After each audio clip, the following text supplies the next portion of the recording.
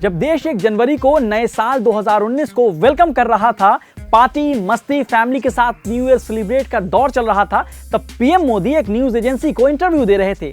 साल के पहले दिन पीएम मोदी का 95 मिनट का इंटरव्यू, करीब करीब एक फिल्म के जितना लंबा, जिसमें लाइट, कैमरा और एक्शन के साथ इलेक्शन मोड में आने के साफ संकेत थे। लेकिन पीएम मोदी के इंटरव्यू में कई सवाल अनसुलझे रह गए। तो जनाब, ऐसे कैसे? सबसे पहले बात उस राम मंदिर की जिसके रथ पर सवार होकर बीजेपी सत्ता में आई थी। जिस राम मंदिर का नाम लेकर बीजेपी अब तक देश के हिंदुओं से वोट लेती रही, उस पर पीएम मोदी ने क्या कहा, वो आप खुद सुनिए। न्याय की प्रक्रिया को न्याय के तरीके से चलने दिया जाए, उसको राजनीति के तराजू से न तोला जाए, और मामला न्यायपालिका में है उसको पूर्ण किया जाए। न्यायपालिका से आने के बाद सरकार की जिम्मेवारी जहां शुरू होती है, हम पूरी तरह प्रयास करने के लिए तैयार हैं।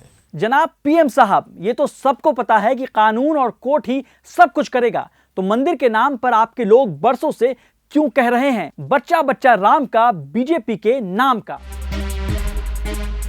चलिए अब बात करते हैं देश का पैसा लूटकर भागे भगोड़ों की। मेहुल चौकसी, नीरव मोदी, विजय माल्या जैसे इकोनॉमिक ऑफेंडर पर आपने जो कहा वो भी सुनिए।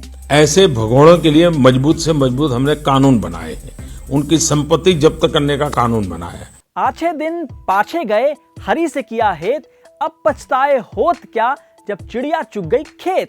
अर्थात ये लोग भागे तो आपके नाक के नीचे सही ना। विजय माल्या देश से भागने से पहले वित्त मंत्री अरुण जेटली से मिले भी थे।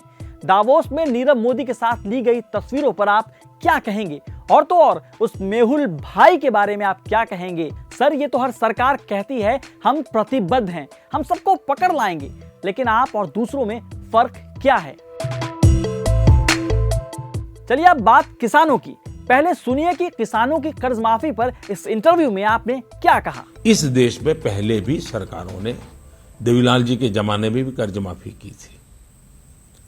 2008-9 के चुनाव जीतने के लिए भी कर्ज माफी की गई थी। बार बार कर्ज माफी करने के बाद भी ऐसी क्या कमी है व्यवस्था में कि किसान कर्जदार बन जाता है और सरकार को चुनाव और कर्ज माफी का सरकार चलाना चलता है।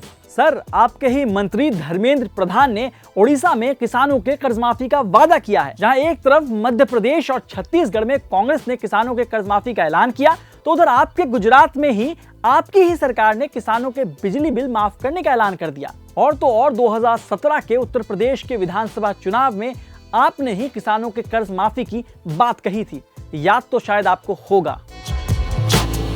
Dear PM sir, mob lynching पर तो आपने बड़ी सफाई से अपनी बात रखी, जो कहा वो काबिले तारीफ है कि ऐसी कोई भी घटना सभ्य समाज को शोभा नहीं देती है।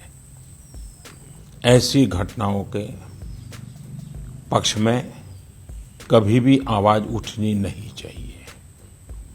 ये गलत है, सरासर निंदनीय है। दूसरी बात है, क्या ये 2014 के बाद शुरू हुआ है? लेकिन सर, क्या आपकी और आपकी पार्टी के कथनी और करनी एक हैं? आप अपने मंत्री जयंत सिन्हा के बारे में क्या बोलेंगे? उन्होंने तो झारखंड में लिंचिंग के 8 दोषियों का स्वागत किया था, आरोपी नहीं, दोषियों का स्वागत किया था।